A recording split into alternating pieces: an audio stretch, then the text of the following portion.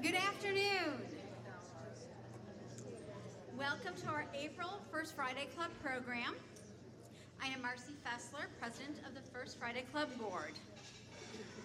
In the name of our officers, board members, and committees, I'm honored to welcome you to our luncheon and presentation this afternoon.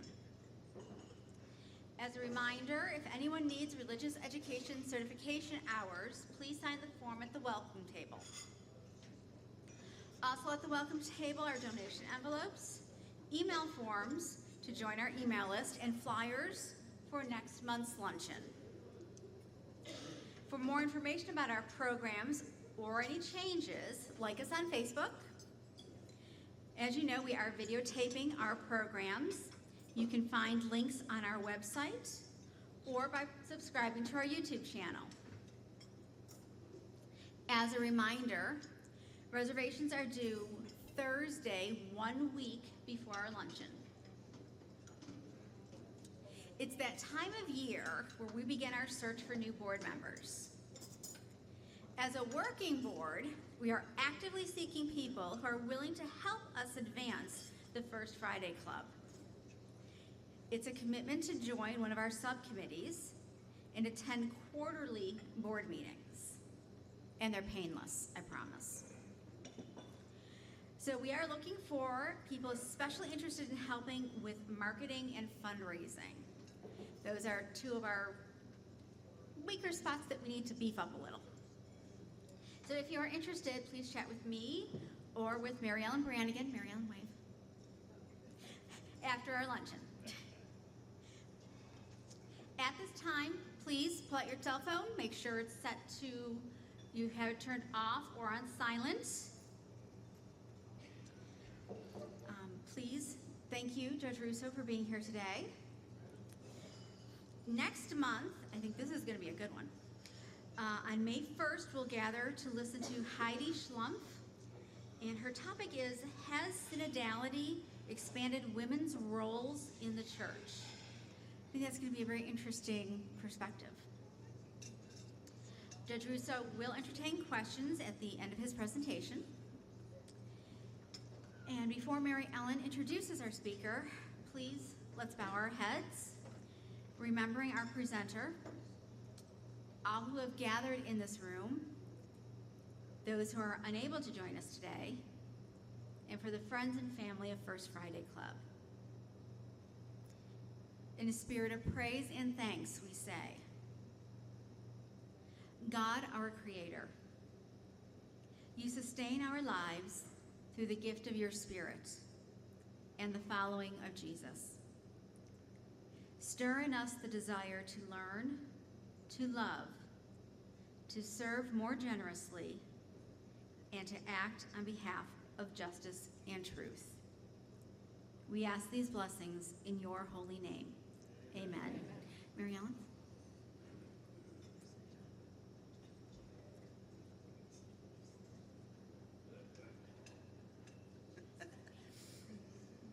When I asked Judge Rusu what he would like me to include in this introduction, he said, quote, I don't care how you introduce me.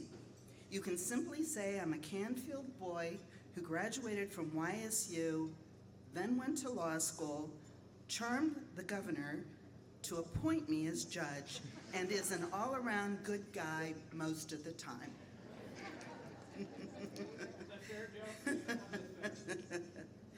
I can agree with everything there except the part about charming the governor, because I have no personal knowledge of that.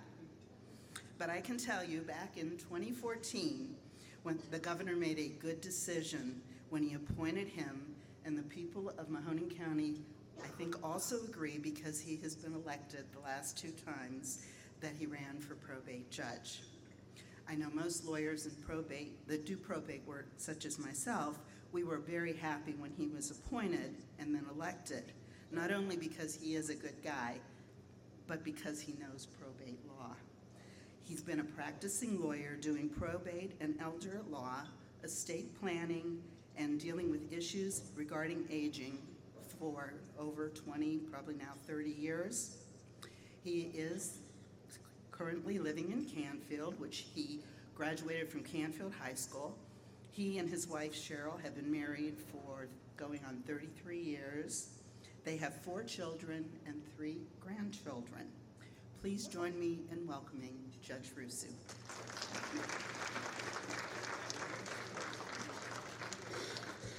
I always hate those introductions. That was perfect. So thank you for having me here.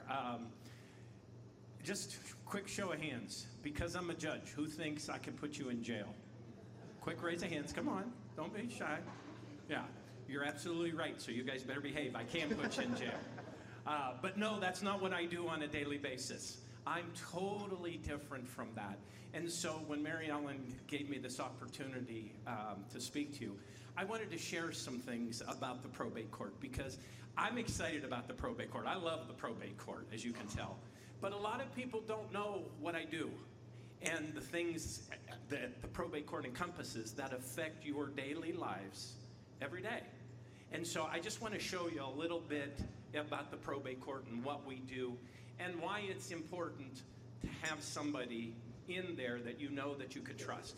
And I'm not saying that because I'm already there, okay? But I want you to know who your judges are when you elect them. You need to get to know their backgrounds. You need to know they have certain qualities and traits that are going to be good for certain positions. And I'm a big advocate of knowing your candidates. Don't just go down a party line and vote a party line. Get to know your candidates because it's what's in here that makes the person that makes a good leader. So with that said, let's get started. Oh, there we go. What I do will probably surprise you because I have such a wide variety of things that I do. That can't be said. I want to make sure I press the right button if I could see it. There it is. That can't be said about the general division, who handles criminal law cases and civil matters. My fellow judge, Judge Delic in the juvenile division, or Judge Beth Smith in the domestic relations division. They handle different things. They handle divorces. They handle children matters. I do something totally different. So before we get started with that, I wanted to kind of show, and this is for the kids. I didn't know they were going to be here, but this is great. This is for you guys, so you kind of know what our judicial system looks like in the state of Ohio. This is the whole judicial system in the state of Ohio. Right here we have the Supreme Court. That's the top court that you have in the state of Ohio. There's one Chief Justice, who happens to be a female, and we have 6 associate justices. Then below that, we have a Court of Appeals. We have 12 districts around the state of Ohio. Youngstown is in Mahoning County, is in the 7th district. We are the seat for that district court. Those have 3 judge panels. We actually have 4 judges in our Court of Appeals, but only 3 sit to hear a case. Here is where I reside down here in this Common Pleas. This is where the bulk of the work gets done. Don't let these guys up here kid you. We do the bulk of the work right here, okay? I'm kidding. This is where all the cases basically get filed in Mahoning County. We have the General Division, which is Judge Durkin, Judge Kirchbaum, Judge D'Onofrio, Judge Diapolito, and Judge Sweeney. There we go. Like I said, Domestic Relations, Judge Smith, Juvenile, Judge Delic, and then here I am over here at the Probate Division. Below us, we have our municipal and our county courts, where if you get a speeding ticket, that's probably where you'll end up. And then also we have mayor's court in some of the towns in Ohio. Canfield has a mayor's court. So that's kind of a layout of our judicial system, guys. Right here at this level and below is where most everything starts with. If you don't like the decisions we make down in these courts, you can appeal to the Court of Appeals. It's an automatic appeal. You get one automatic appeal to the appeals court. If you don't like their decision, you have to ask the Supreme Court to hear your case. It's not an automatic appeal. All right, there we go. So what types of things do I handle? I handle estate administrations. Whoops. Get my big fat thumb here. There it goes. Guardianships. If somebody, you have a loved one that has an incompetency, that is getting older, can't handle their affairs, or a minor child, we establish a guardianship, somebody to take care of them. My friend back there, Miss Nancy from Catholic Charities, just started a guardianship program for individuals that don't have families. And she's doing a wonderful job of it. And I thank you for what you guys do. It makes my job easier. And you'll be surprised how many folks are out there that don't have a loved one that can handle their affairs for you. So Catholic Charities and their social workers take care of that. I do trust administrations. I also issue all the marriage licenses in the state, in the county. So if you want to get married, you got to come down and see me. Fortunately, we don't do blood tests anymore, so you don't have to do that anymore. I handle all the adoptions in Mahoning County. That's my favorite. I love adoptions. Usually every Wednesday we do adoptions. If you have a loved one that needs some protective services as they're getting older and they can't, they're not doing, maybe going to the doctor, maybe doing the things necessary to keep themselves healthy, you could ask the Area Agency on Aging and our Adult Protective Services. They can file for a protection plan for them so we can make sure they're taken care of. If you have a loved one that has mental health issues and they're not taking their mental health medications, you can come down and ask me. If you prove to me that they're having a problem and they're a harm to themselves, we can get them down to the hospital and get seen by a doctor and maybe get some medication in them so they can stay safe and keep the public safe. I handle all the name changes. You ladies probably have gotten your compliant driver's license, I hope, because it's coming due here in May. If your name doesn't quite match your birth certificate, a lot of the ladies had to come back and get a name change. So we do all the name changes. I disinter bodies, believe it or not. When you want to move a family member from a grave to a different one, you have to come down and get the probate court's approval for that. There's a public safety issue with that, but then there's also the issue of we want to make sure family knows where their loved ones are going. So we make sure we give them proper notice. That happens more often than you'd think. We get quite a few of those coming into the court. I can involuntarily hospitalize individuals suffering from drug or alcohol addiction. You can file a petition for me, and then we can have a hearing, and then we can order that. I can also commit persons to undergo HIV testing, as well as I can order somebody to be committed if they have tuberculosis. I just had one of those last month. Gentleman had tuberculosis, was not staying isolated. The Department of Health came down, called me up and said, Judge, we have a person that's not following our treatment. We think they're going to spread it. And so we had to have a hearing, and I ordered him detained until he was clear. He had to take the medication. Now, when I ordered him detained, he was detained in a motel room. It wasn't jail. I'm not allowed to put him in jail. But he has to stay isolated, so because that's such a communicable disease, they didn't want it to go, they didn't want it to become a pandemic again. When I first got on the bench, I was probably on the bench for about 2 months, and the health director gave me a call, and they said, Judge, we have a person with TB. And I said, well, that's great. Why are you calling me? And he goes, well, you're the judge. You got to hear it. I had no clue that was one of my powers that I had to handle. I had to quickly do some research, and I found out it is. But that is one of the things we do, and you probably saw it, I think it was last month or so, in Kansas City. There was a huge outbreak in a school of tuberculosis. So it's still around. So that's why this is on the probate judge's docket. Here's some numbers that I just wanted to tell everybody. These numbers fascinate me because I didn't know this when I came in. The previous judges never kept track of this. I'm a numbers guy. I like to know who's coming in. Every month, I get about 1,200 people that show up at my counter wanting to file documents. Now, that's lawyers. That's the public like yourself. That's title agents doing title searches. About 1,200 people come into the court. I have about 1,700 phone calls. My receptionist answers the phone call. God bless her. She does a great job, $1,700 a month. And then 10,245 pleadings on average get filed at the court. Barb is sitting here going, yeah, I know that, because she helped the clerk upstairs get their computerized system up and going. And it is voluminous, the amount of paper we get. Now, obviously, we're all transferring to e-filing to cut that paperwork down. But that's some of the numbers that we deal with on a monthly basis. Here's just kind of a comparison of what I do on average. Roughly, we have about 1,200 estate administrations, people that pass away. I issue about 1,000 marriage licenses a year. Incompetent guardianships for adults, about 140. At any one time, I usually have about 1,400 people under guardianship in Mahoning County.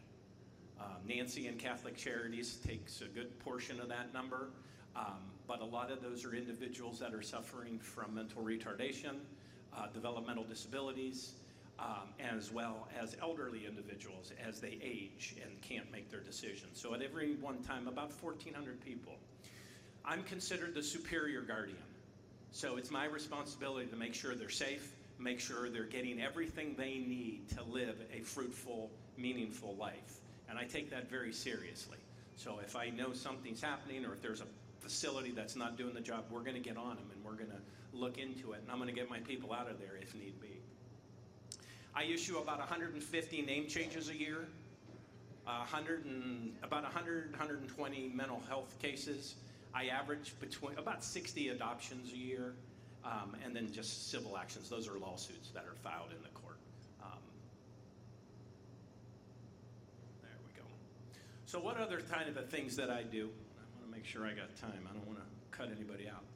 You'll probably be surprised that if there is a vacancy in a township like Austintown or Boardman, and the existing trustees can't agree on who to appoint after 30 days, comes to the probate judge. Why? I have no clue. But it's in the code, and that's what my job is. I don't want to have to do it. I would much rather the township trustees do that, but if they can't, then I have to do it. I also can appoint school board members if there's a vacancy for longer than 30 days. And so if there's a vacancy, the existing school board members can't agree, then I have to fill that.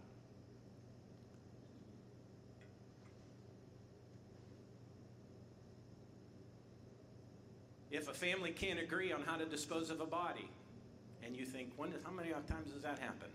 It happens. It so happens that my previous life, I worked for a funeral home. My law partner was Joe Lane from Lane Funeral Home.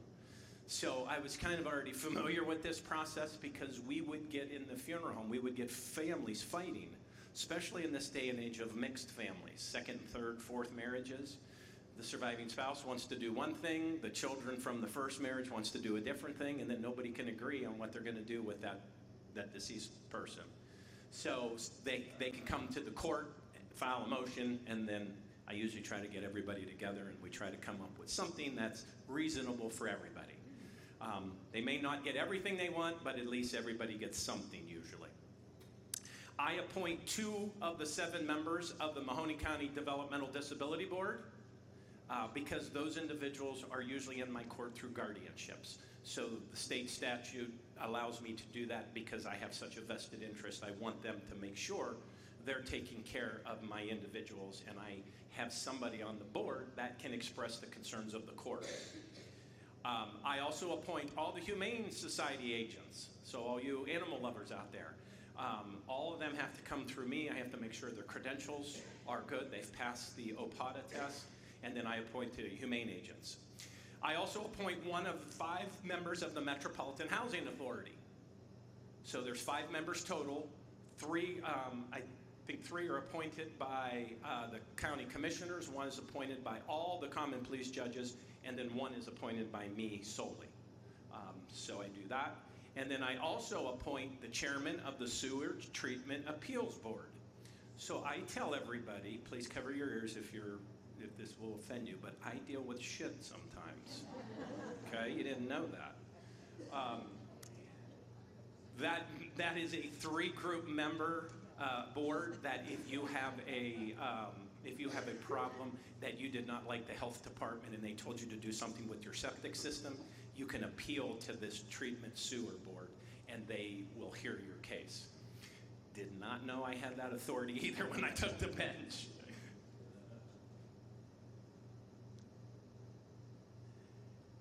You probably have seen Mill Creek Park in the news, and you're probably hearing it a lot. One of my jobs is to appoint all the park board members of the Mill Creek Park. Why? Because the statute tells me I have to do it.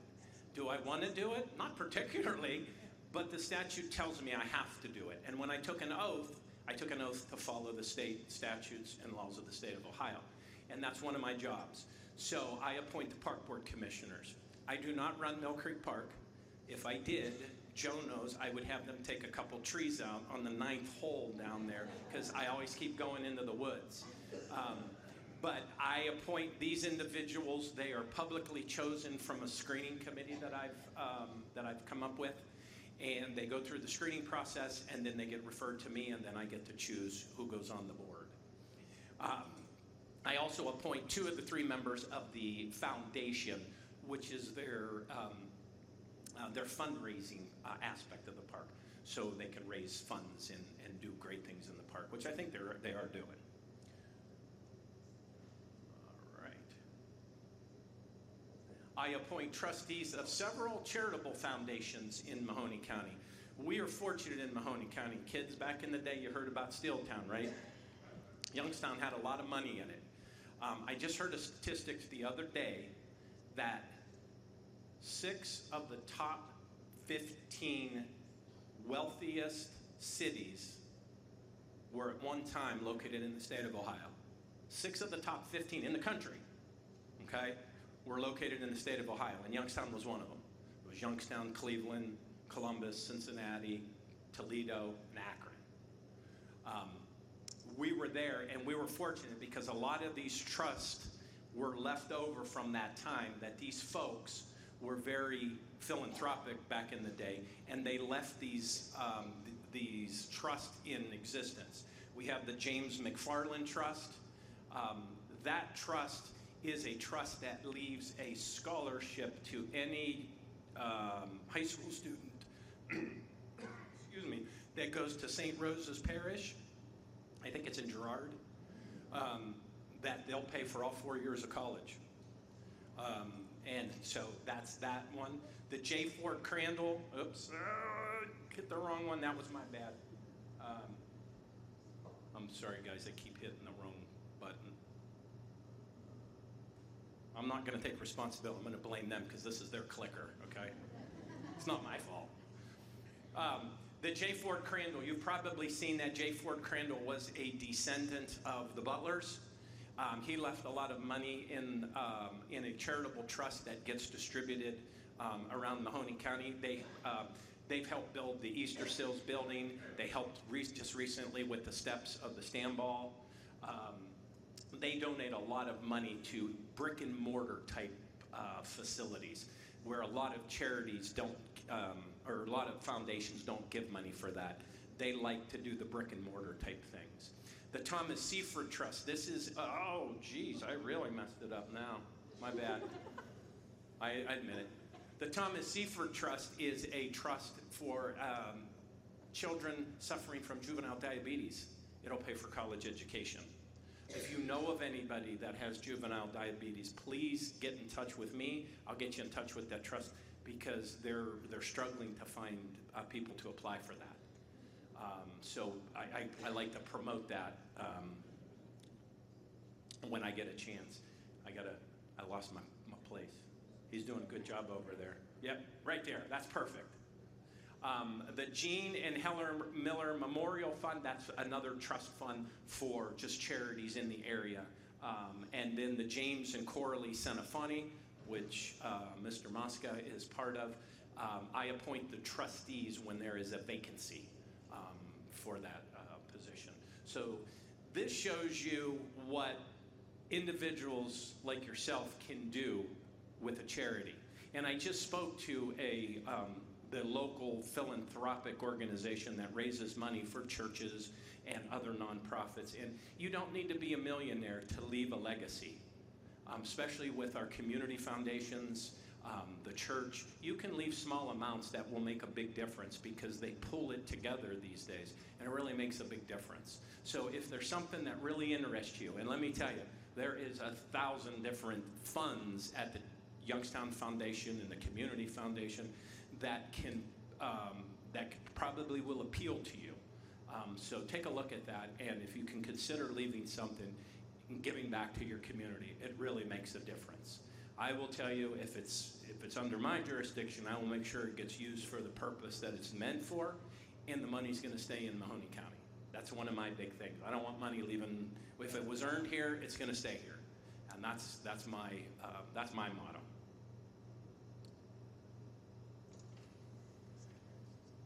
So, at the probate court, we do a lot of different and unique things. We're dealing with individuals in difficult times rather than punishing them. I don't punish them. I could, if you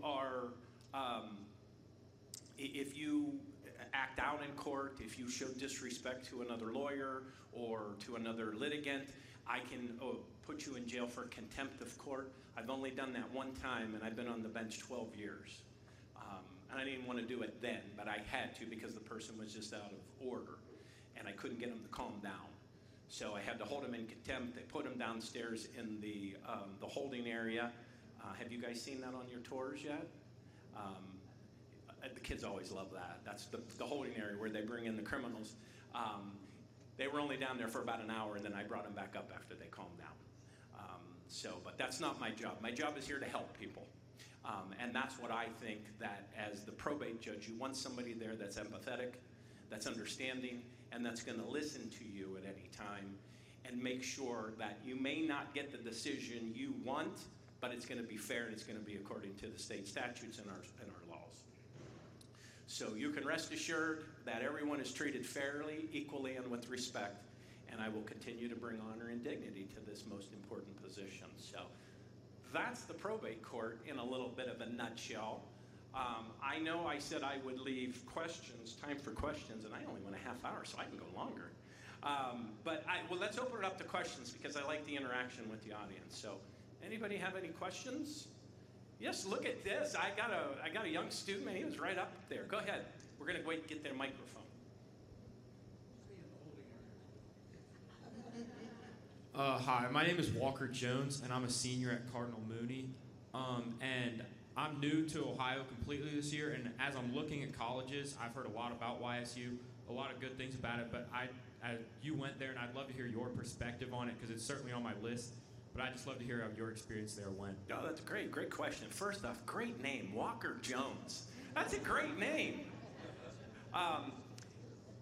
Okay, so here's my thing with YSU, okay? You'll hear all the stories. UCLA, University on the corner of Lincoln Avenue, right?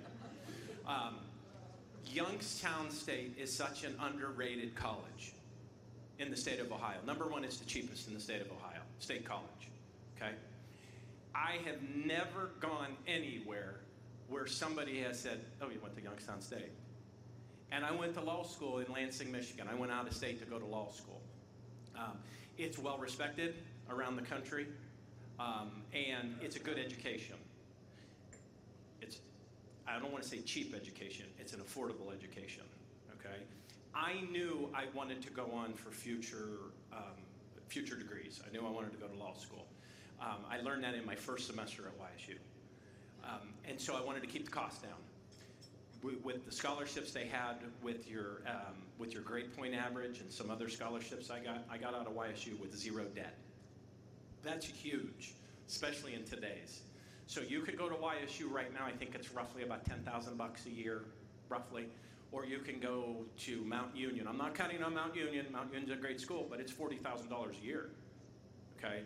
So you do the math.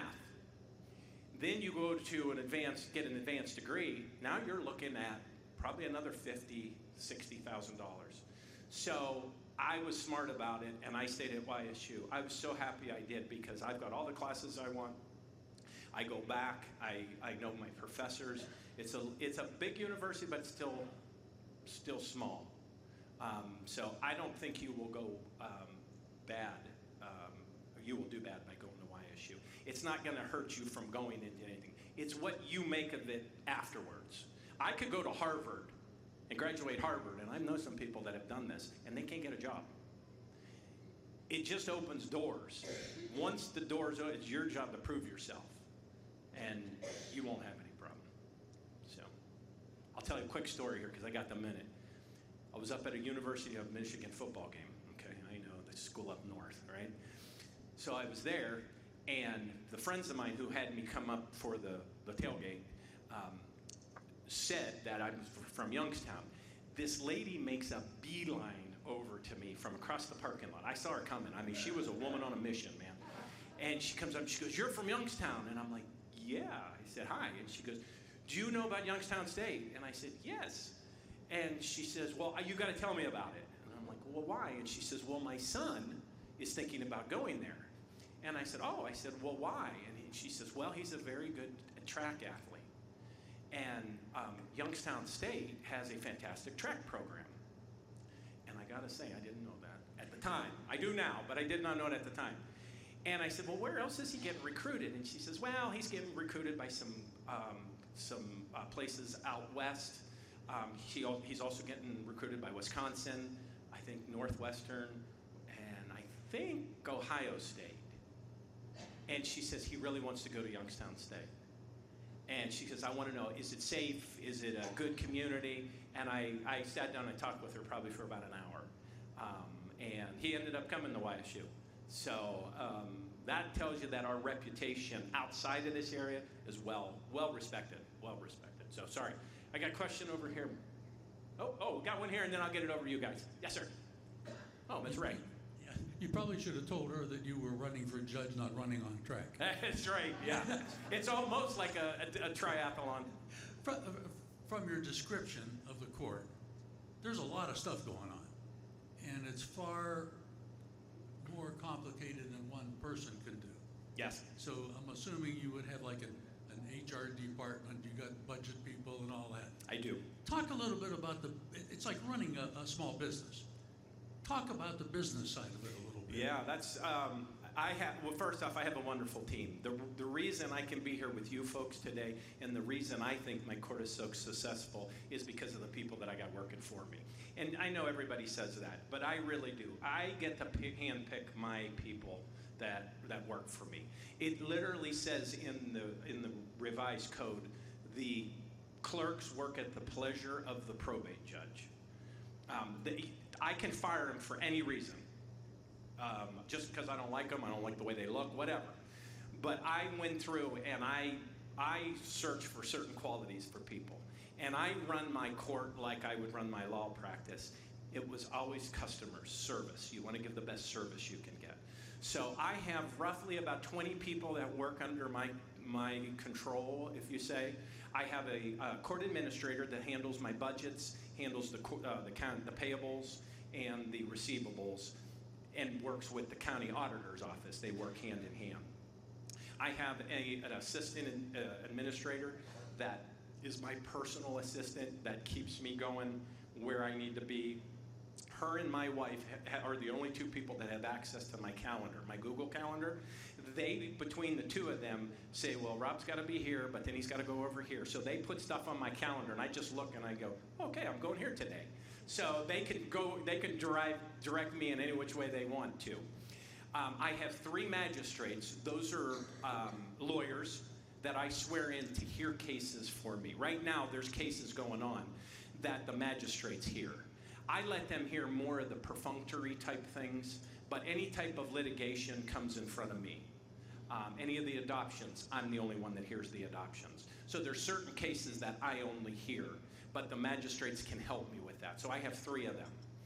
Then I have about 13 or 14 deputy clerks that are the real worker bees in the hive. They're processing all those 10,000 pleadings. They're scanning it, putting it in the computer. They're mailing out notices. They're dealing with the public day to day, asking questions. I also have a court investigator that has to go out and check to see when somebody files for guardianship to make sure they really truly need a guardian and somebody's just not trying to get power over somebody. So those individuals all working together with me devises the probate court. My budget is about a $2 million budget. And it's not quite there. It's about $1.8 million. In the size of the court system, it's pretty small. I'm smaller than the juvenile court. The juvenile court budget, I think, is like 6 or 7 million. So my budget is relatively small, but we make the most of it. And we are still cost effective because we know we're using your taxpayers' dollars to run our court. So that was a great question. Did that answer it? Thank you. Yes. Yes, like our first questioner, Walker, I'm also a senior citizen. I like that. I was curious about, you said that each case in that one of the first slides has an automatic court of appeal. Yes. Is there a time limit on that? Yes, there is. So the question was in regards to the court system when I said you had an automatic appeal from my court. If you don't like the decision I make, you can automatically appeal my decision. You typically have 30 days to file a notice of appeal. And it's just a notice. It just says, hey, I intend to object to your decision, and I'm going to appeal it to the Court of Appeals. The Court of Appeals has to hear that case. They don't have any choice. They have to hear it. That's that automatic right. It usually takes over a year to have that case come to fruition because it has to get up to the court. We have to get all the records from my proceedings. The lawyers file briefs, and then the Court of Appeals will schedule a hearing on it. So typically it happens, you have to file your appeal within 30 days. If you don't like what the Court of Appeal decides, then you have to ask the Supreme Court to hear your appeal. Typically, the only appeals they hear are cases that have a wide impact on the state of Ohio, not just your case, but that may be applicable to the whole state of Ohio. Those are why it's very selective. The Supreme Court only hears about 100 cases a year out of the lower courts. Does that answer your question? Yep. Okay, we got some more. Oh, we got some more. Yes, Judge. If I have a problem with a guardian ad litem, do I go to you or do I go to the Bar Association? Okay, so is it a guardian ad litem in regards to, in my court? Not necessarily. Okay, because a guardian, I just want to make sure you understand the terms. There's a guardian. A guardian is somebody that I appoint to handle your financial and medical decisions. A guardian ad litem is usually a temporary role that I would appoint somebody. For example, there's an estate administration. Grandma passed away. And the way Grandma passed away, she died in a car accident. And her minor grandchild was in the car when that accident happened. So Grandma could technically be liable for that grandchild's injury if Grandma caused the accident that she ultimately died in. Okay? So I'm administering Grandma's estate, but I also have to protect the minor's interest. So I will appoint a guardian ad litem to protect that minor's interest just for the time while we're going through that estate administration and we're settling those cases. The guardian ad litem then drops out of the case once we have it settled because the parents of that minor are going to take that child's, make sure that child's safe. But because the parents are also the children of the deceased grandma, their mom, there could be an opportunity. It's a conflict of interest. They might say, well, we don't want to settle for a lot of money because that was our mom. We don't want Grandpa to feel bad about that. So we'll take less money for our child. That's not right. I have to protect the rights of that minor. So I appoint a guardian ad litem, which is just a short period of time. just to protect the interest of that child. If you have a problem with a guardian that I appoint to handle your affairs, you can file a complaint with the court.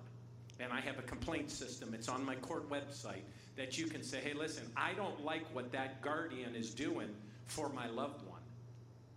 So for example, Nancy's, her social worker's name's Dawn. She's doing a fantastic job, by the way. But let's say you and Dawn just don't hit it off. You don't like the decision Dawn's making for your loved one. You can file a complaint with me, and I will hear it. I may dismiss it after I just see it and just say, hey, sorry, you just don't like what she's doing, but she's doing the right thing. If she's clearly not acting in your loved one's best interest, I could remove Dawn from that position. So, good? Yep. Yes. Ooh, we got a good question. I like this. My question is about why should people avoid probate court when they are making out a will? And if you made out a will a long time ago, are you back in probate court even though at that time you were supposed to be out of probate court? Good questions. Okay, so first off, probate's not that bad, okay? I know it was always the, I joke a lot of times that it's the, the most feared word in the English language, probate, because as soon as you hear somebody passed away, oh my goodness, you gotta get over to the bank, you gotta get the money out of there, you don't want probate to get it, okay? First off, probate doesn't take your money. I don't take your money. Probate is just the orderly administration of an estate when somebody passes away. Back in the good old days, the 30s, the 40s, 50s, 60s, even up until the 80s, okay? Everything had to go through the probate court.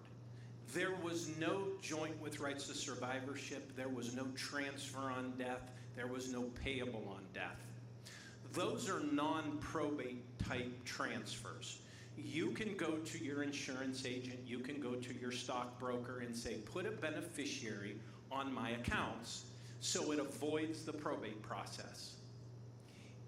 And in certain circumstances, that works wonderful. If you have a very simple estate and you have maybe 1 or 2 children, you can put their names as the beneficiaries on those accounts. I say do that. It saves you money, it saves them money, and it saves time. However, most of us aren't that simple. Most of us have properties maybe in Florida, maybe we have some stock here, we have some financial accounts over here, I have a boat, I have a jet ski, I have a motorcycle, and we forget to put beneficiary designations on those accounts or on those assets. So when you die, what happens to it? We don't know, right? Because there's no co-owner, there's no beneficiary. So we have to then have a process to transfer that, which is the probate process. If you have a will, you bring your will down to the court, admit it, you prove the will, that's probate. Probate's a Latin term to prove, probatio. You prove that that's the last will and testament, and then I will order your fiduciary, your executor, to make sure those assets get distributed per your will. If you're not forward thinking enough and you didn't do a will, well, the state of Ohio says, fine, we'll tell you how your assets are gonna go. And it goes to your spouse.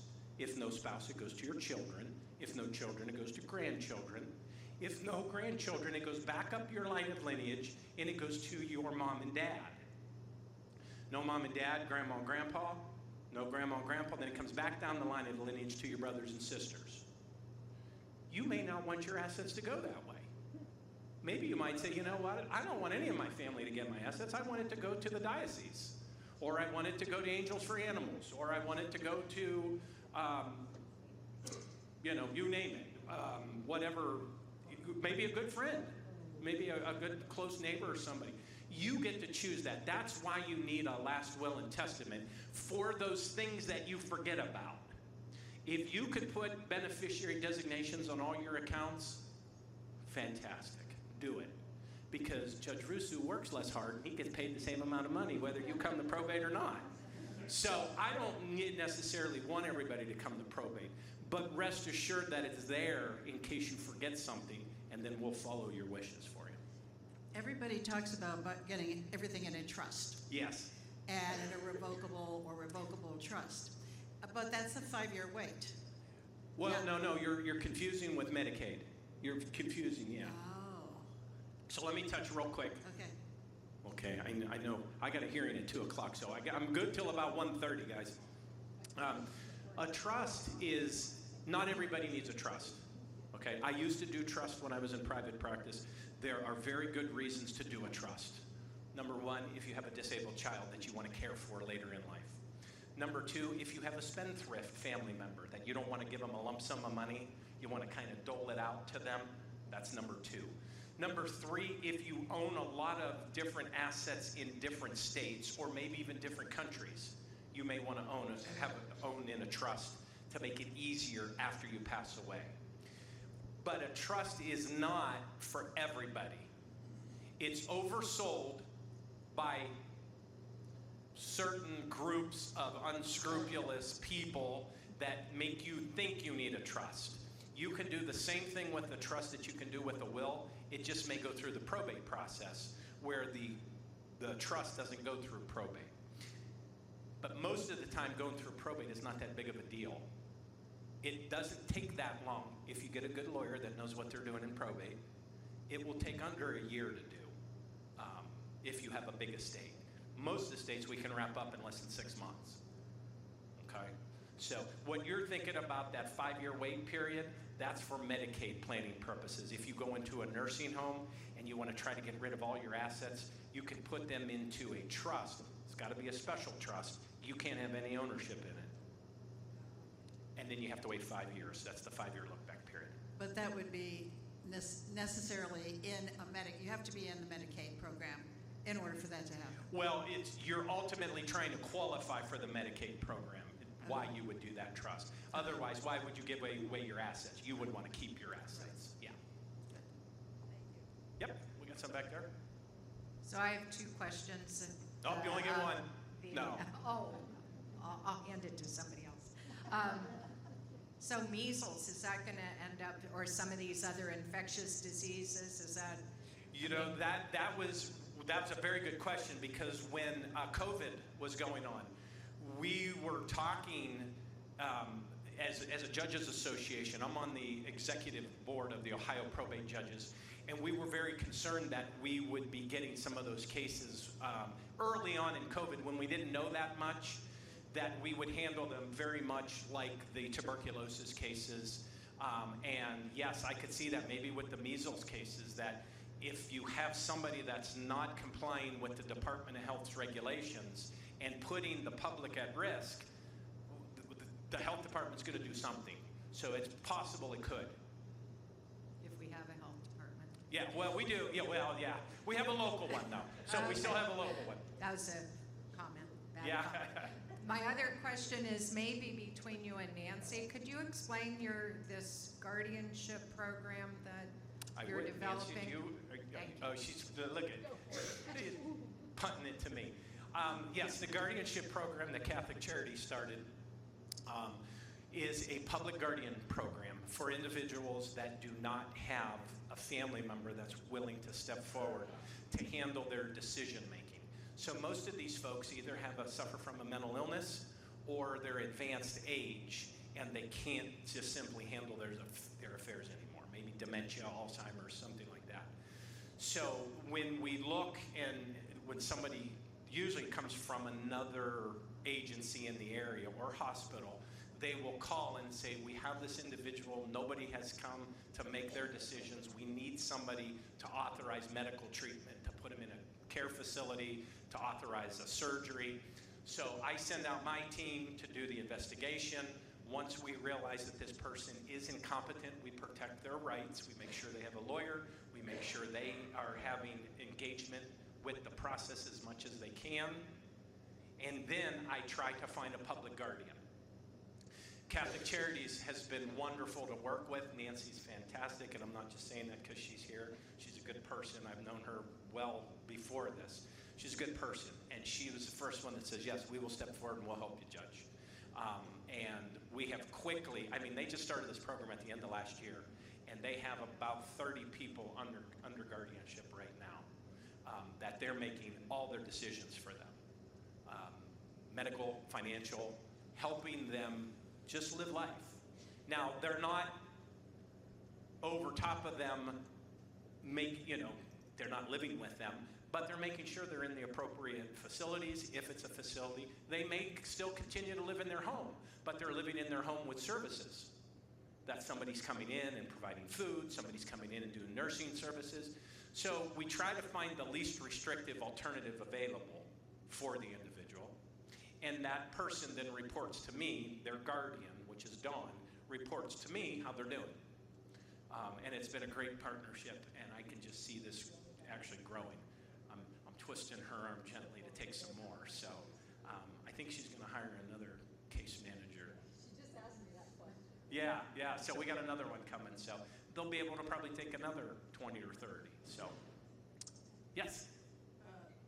I have most everything that I think is important, all transfer on death to certain members of the family, cars, motorcycles, the whole thing. Yep. No will. I don't have a will. I have them all right now transfer on death. So when I die, since I've already given them the paperwork, they just go down and turn my death certificate in and make their claim, or is there some? Yeah. Okay, I'll repeat the question. I heard him. So he says, this gentleman back here has all of his assets in transfer on death form, TOD. And he says he does not have a will. So I would like to see you have a will, just a basic will. You still want to have, that's your bare minimum that you want to have, because if one of your beneficiaries that you have TOD, if they pass away before you and you forget to change that TOD designation, we don't know who gets that asset. So if you could do a will that says, hey, anything I own, I want it to go to my kids equally, or my one child, just do that so we have something in place, okay? What's that? I think it's pretty necessary to do. I think it is, yes. It's not expensive. You could probably get somebody to do it under probably about $100. So that was the first thing. The second thing he says, do you think that's okay? And I do think owning all your assets TOD is fine. That's perfect. A lot of my assets are owned transfer on death. Most of them are to my wife. I have a few things that are going to my children that my wife doesn't want. But it is good, but you got to keep in the back of your mind, if something happens to one of your beneficiaries before you got to get in and change those beneficiary designations. And I do that before I go. You got to do that before you pass away, yes. If I don't go do a will, I can just make sure I get that done. Correct. If you don't do it well, just make sure you get it done. If you don't do it and something happens or you forget about something, it's going to go to probate, and it's going to go through intestate succession. Okay? So you're okay. Yes, ma'am. Oh, it's coming. Yeah. We're working, Mary Ellen. Two quickies here. Do you have anything to do with citizenship, or is that a different court? A little bit. A little bit. Citizenship is to the federal government. Right. They always come to the clerk of courts locally when they want to administer the oath. They need a judge to administer the oath. We used to do the ceremonies, which I love to do, Yes. before COVID. Yes. Then they stopped it.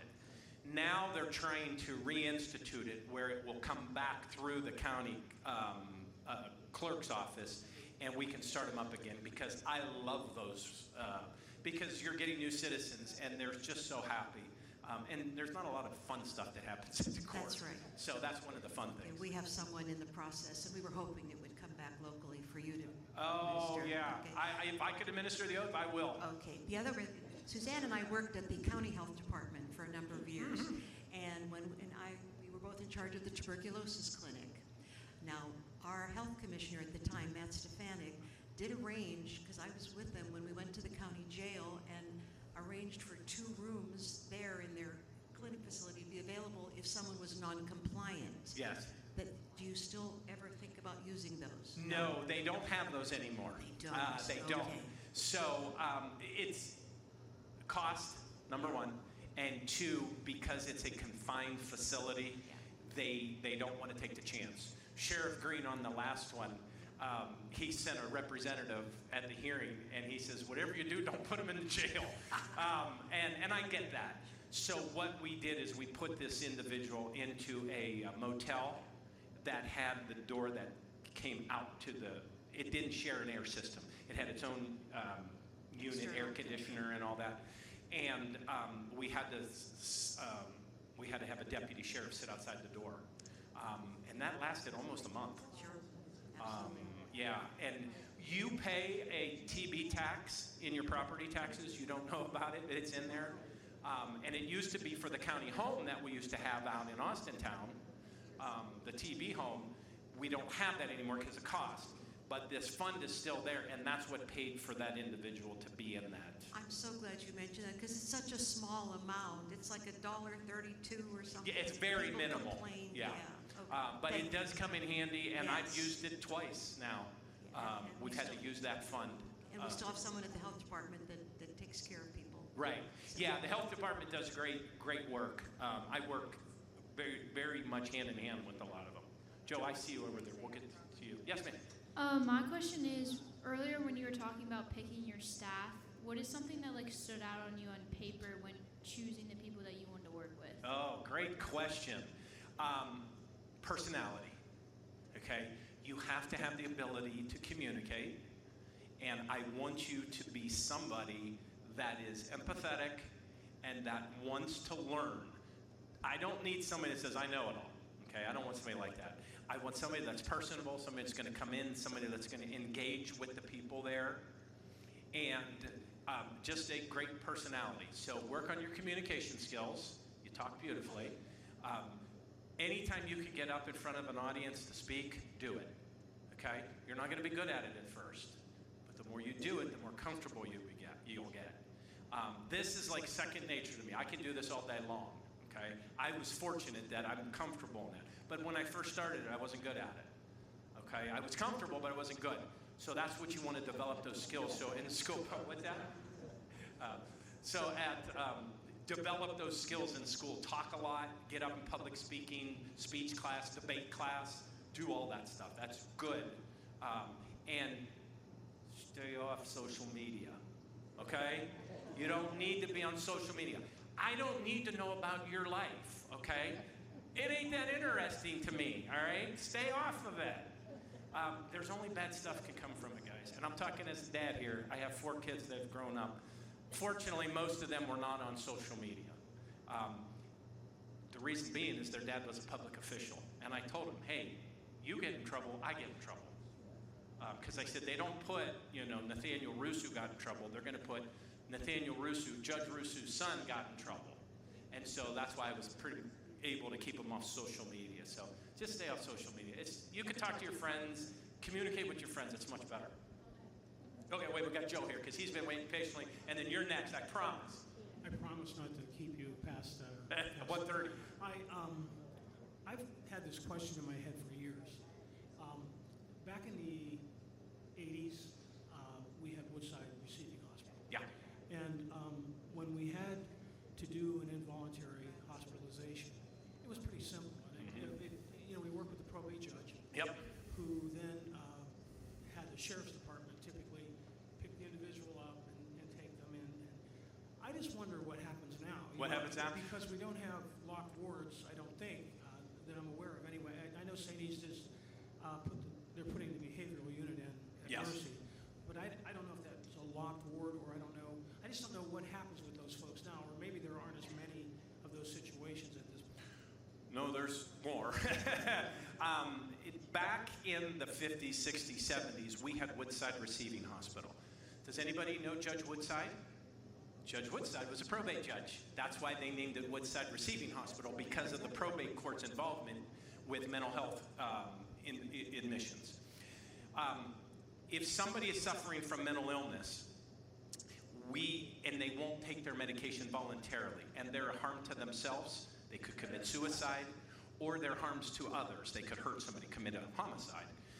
We have the right as the judge, if there's a strong enough evidence, I can order the sheriff to go out and pick them up or the police themselves can pink slip them. You know, I've heard of pink slip.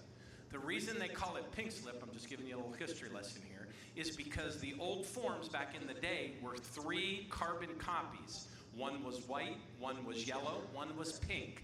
The one that was pink went to the hospital with the patient, i.e. pink slipped. You pink slipped the person.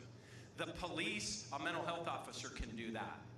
If you just want to come down as Joe Blow public, you can come down and say, I think this person is suffering from mental illness, and I can issue an order of detention if I believe you. And then we send the sheriff out, they detain them, put them in handcuffs, put them in the car, and they take them directly to St. E's. St. E's on the 7th floor has a locked ward. And they can stay there up to 3 court days and be evaluated. Sometimes they're only there for a couple hours and they're discharged. Once they get to the hospital, my job ends at that point. It's up to the doctor that says, oh yes, they need to stay. If the doctor says they need to stay, they can keep them for 3 court days. If they think they need to stay longer than 3 court days, they have to come back and petition me and say why they want to keep them longer. So we do have a locked ward, but it only has, I think, 20 beds. The state of Ohio back in the 80s said, we don't want to warehouse our mentally ill anymore. So they put them out in the community. And so most of them live amongst us, which they should. And they're doing fine. But there is a small population that needs persistent care. And they have persistent mental illness. And that's where my Fresh Start Court comes in a little bit. And we do have some group homes. They're not locked facilities, but they are they're monitored facilities. Let's call it that way. Great question, Joe. Yes, ma'am. Now you're up.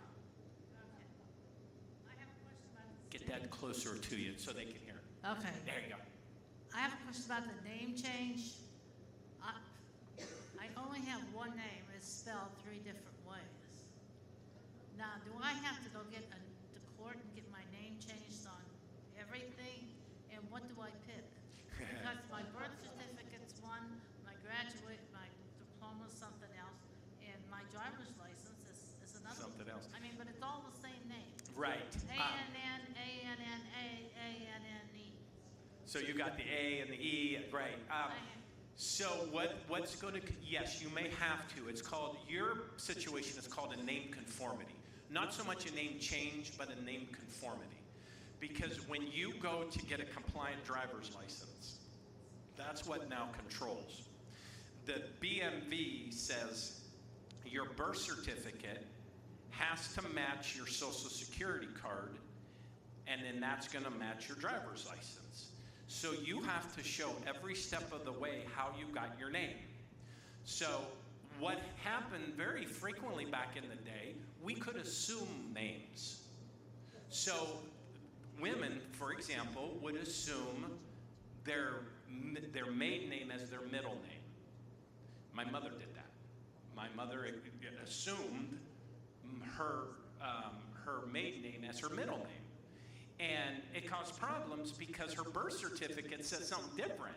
So when she went to get her driver's license, she's like, I can't get my driver's license. I said, right, because you used all these different names. And we can't do that now with the security that we have in place. So everything has to track along the way. When you were born, your social security card, and then your driver's license. If any one of them says, nope, you got to get a court order, then you're going to have to come down. So you may want to do that quick because I think it's May 1st. May 1? Yeah, or 5th. 1st or 5th, I think. Yeah, so you got to get that checked real quick. So you can go down to the BMV and they'll tell you. And then you may have to come to court and we can do a name conformity for you. You're welcome. Judge Rusu, thank you so much. Thank you. This is wonderful. Thank you. I said to Mary Ellen, we've got to bring it back in 2 years. Oh, I'll come back. You feed me anytime, I'll come back. Thank you, everyone, so much for being here today. We'll see you May 1st. Have a wonderful, we are almost at Easter. Happy Easter. And we will see you May 1st. Thank you.